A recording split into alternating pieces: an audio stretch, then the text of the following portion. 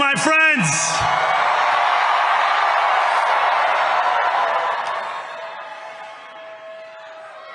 The sun may have set over our city this evening, but as Eugene Debs once said,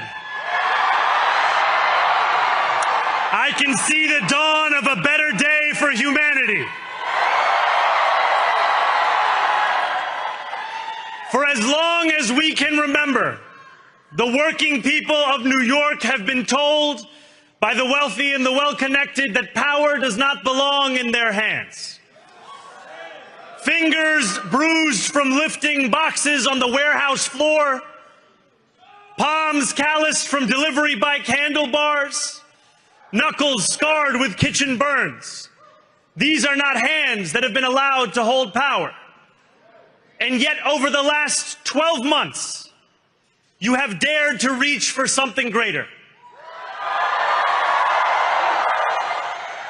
Tonight, against all odds, we have grasped it. The future is in our hands. My friends, we have toppled a political dynasty.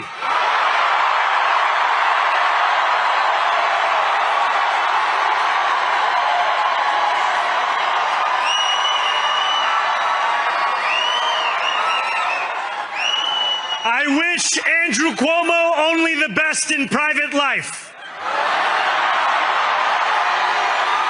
But let tonight be the final time I utter his name as we turn the page on a politics that abandons the many and answers only to the few.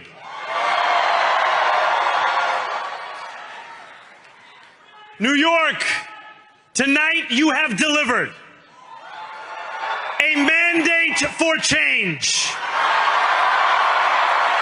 a mandate for a new kind of politics, a mandate for a city we can afford, and a mandate for a government that delivers exactly that. On January 1st, I will be sworn in as the mayor of New York City.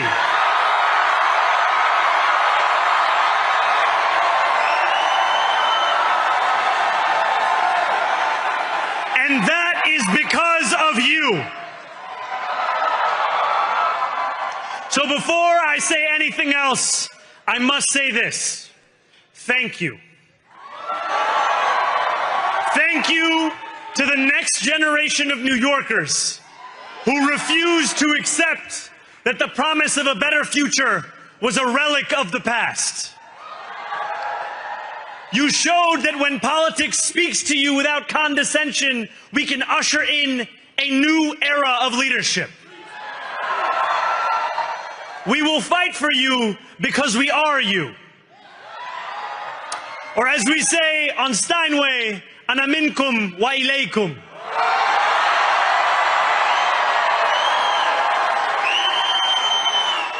Thank you to those so often forgotten by the politics of our city who made this movement their own.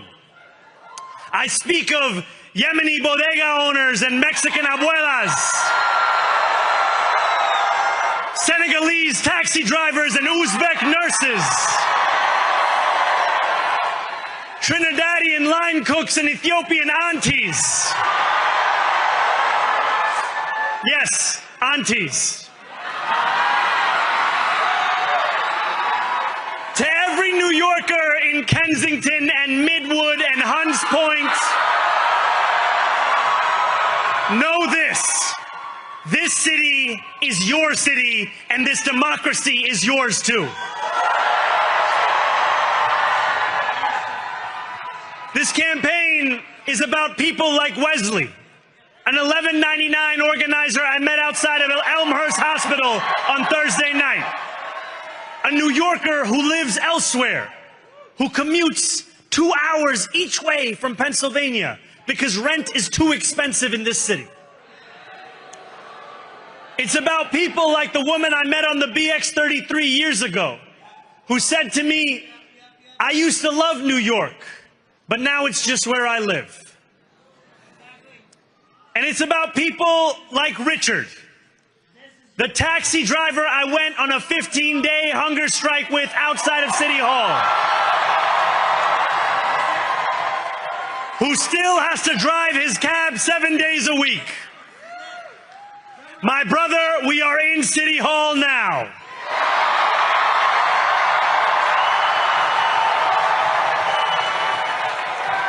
This victory is for all of them, and it's for all of you. The more than 100,000 volunteers who built this campaign into an unstoppable force. Because of you, we will make this city one that working people can love and live in again. With every door knocked, every petition signature earned, and every hard-earned conversation, you eroded the cynicism that has come to define our politics. Now I know that I have asked for much from you over this last year. Time and again, you have answered my calls. But I have one final request. New York City, breathe this moment in. We have held our breath for longer than we know. We have held it in anticipation of defeat. Held it because the air has been knocked out of our lungs too many times to count. Held it because we cannot afford to exhale. Thanks to all of those who sacrificed so much, we are breathing in the air of a city that has been reborn.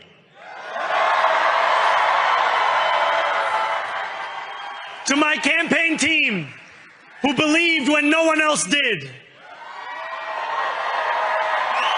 and who took an electoral project and turned it into so much more, I will never be able to express the depth of my gratitude.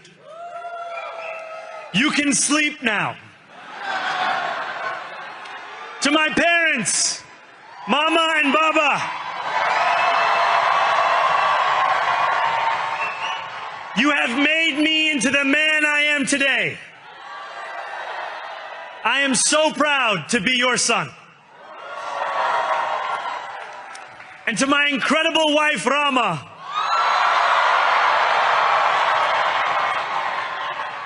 Hayati, there is no one I would rather have by my side in this moment and in every moment.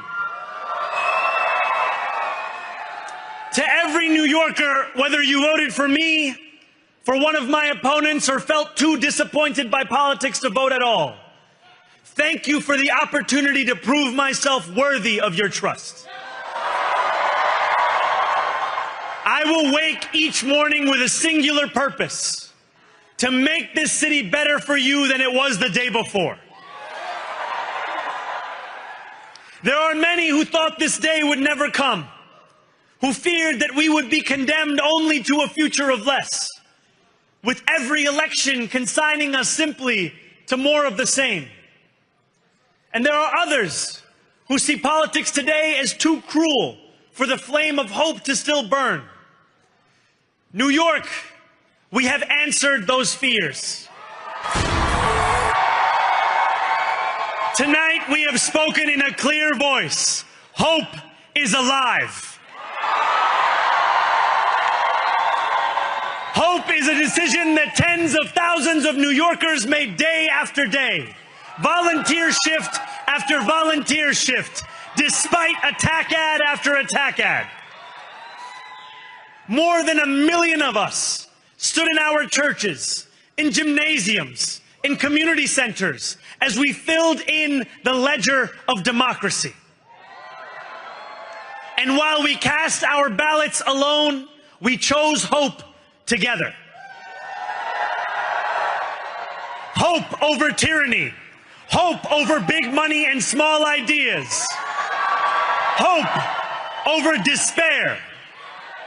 We won because New Yorkers allowed themselves to hope that the impossible could be made possible.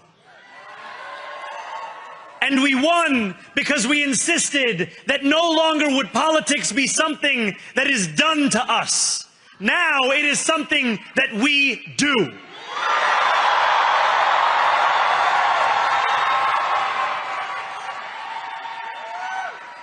Standing before you, I think of the words of Jawaharlal Nehru.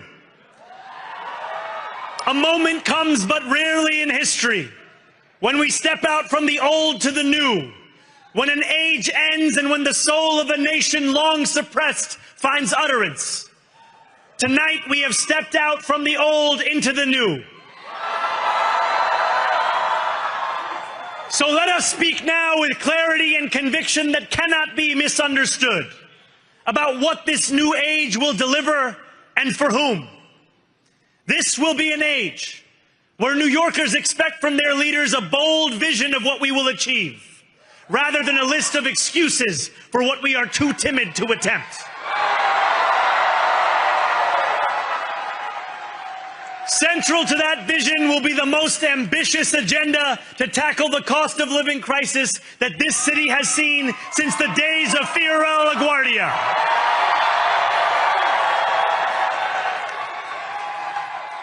An agenda that will freeze the rents for more than 2 million rent-stabilized tenants.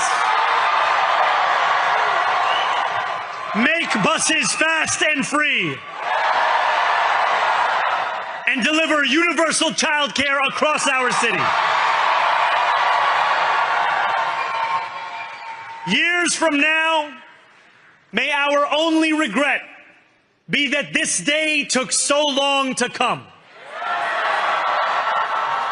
This new age will be one of relentless improvement.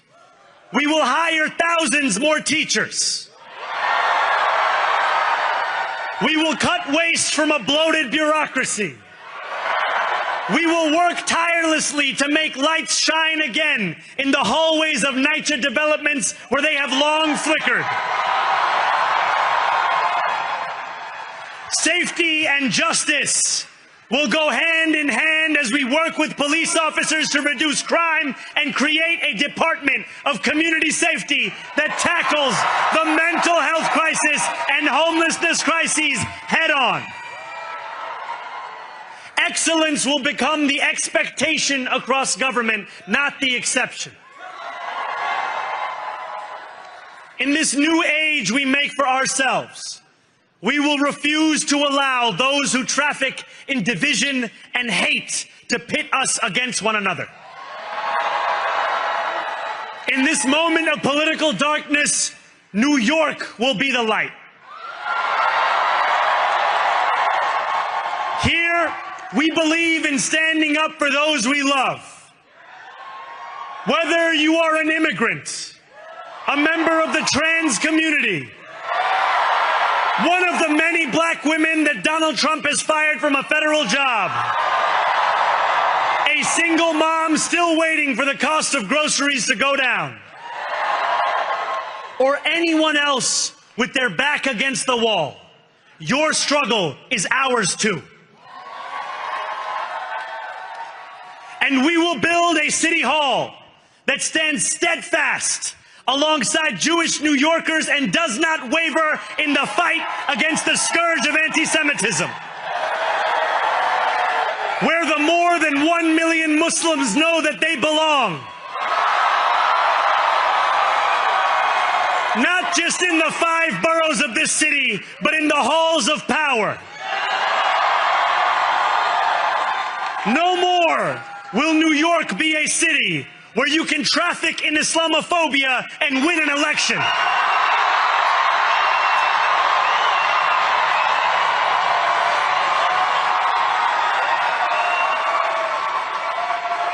This new age will be defined by a competence and a compassion that have too long been placed at odds with one another. We will prove that there is no problem too large for government to solve and no concern too small for it to care about. For years, those in City Hall have only helped those who can help them. But on January 1st, we will usher in a city government that helps everyone. Now I know that many have heard our message only through the prism of misinformation. Tens of millions of dollars have been spent to redefine reality and to convince our neighbors that this new age is something that should frighten them. As has so often occurred, the billionaire class has sought to convince those making $30 an hour that their enemies are those earning $20 an hour. They want the people to fight amongst ourselves so that we remain distracted from the work of remaking a long broken system.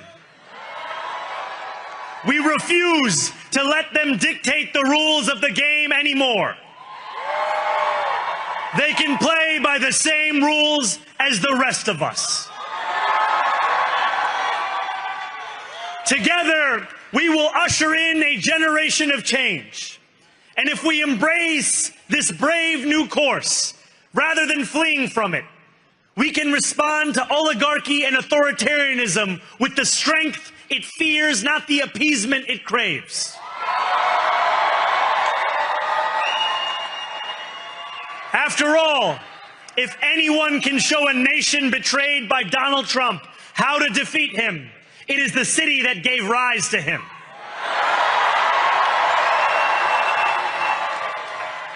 And if there is any way to terrify a despot, it is by dismantling the very conditions that allowed him to accumulate power. This is not only how we stop Trump, it's how we stop the next one. So Donald Trump, since I know you're watching, I have 4 words for you. Turn the volume up.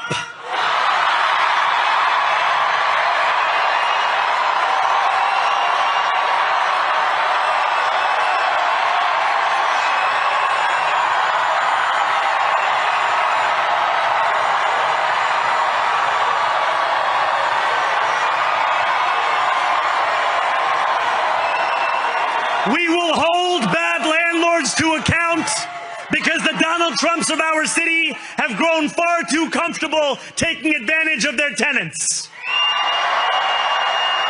We will put an end to the culture of corruption that has allowed billionaires like Trump to evade taxation and exploit tax breaks.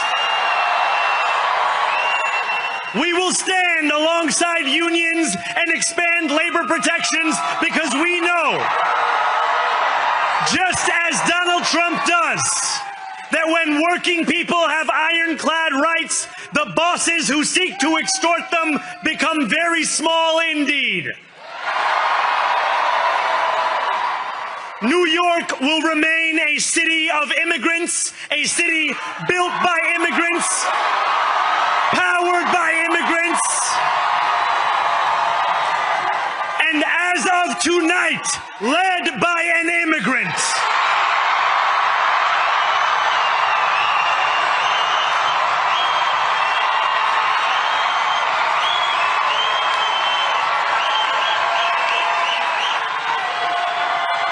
So hear me, President Trump, when I say this.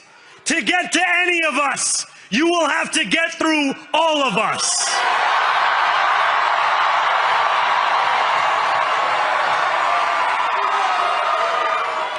When we enter City Hall in 58 days, expectations will be high.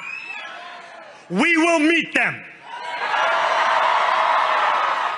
A great New Yorker once said that while you campaign in poetry, you govern in prose. If that must be true, let the prose we write still rhyme, and let us build a shining city for all. And we must chart a new path, as bold as the one we have already traveled. After all, the conventional wisdom would tell you that I am far from the perfect candidate. I am young, despite my best efforts to grow older. I am Muslim. I am a democratic socialist. And most damning of all, I refuse to apologize for any of this. And yet, if tonight teaches us anything, it is that convention has held us back. We have bowed at the altar of caution, and we have paid a mighty price. Too many working people cannot recognize themselves in our party. And too many among us have turned to the right for answers to why they've been left behind. We will leave mediocrity in our past. No longer will we have to open a history book for proof that Democrats can dare to be great. Our greatness will be anything but abstract. It will be felt by every rent-stabilized tenant who wakes up on the first of every month, knowing the amount they're going to pay hasn't soared since the month before. It will be felt by each grandparent who can afford to stay in the home they have worked for, and whose grandchildren live nearby because the cost of childcare didn't send them to Long Island. It will be felt by the single mother who is safe on her commute and whose bus runs fast enough that she doesn't have to rush school drop-off to make it to work on time. And it will be felt when New Yorkers open their newspapers in the morning and read headlines of success, not scandal. Most of all, it will be felt by each New Yorker when the city they love finally loves them back. Together, New York, we're going to freeze the... Together, New York, we're going to make buses fast and... Together, New York, we're going to deliver universal... Let the words we've spoken together, the dreams we've dreamt together, become the agenda we deliver together.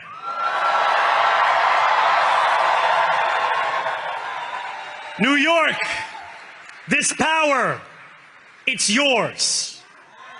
This city belongs to you. Thank you.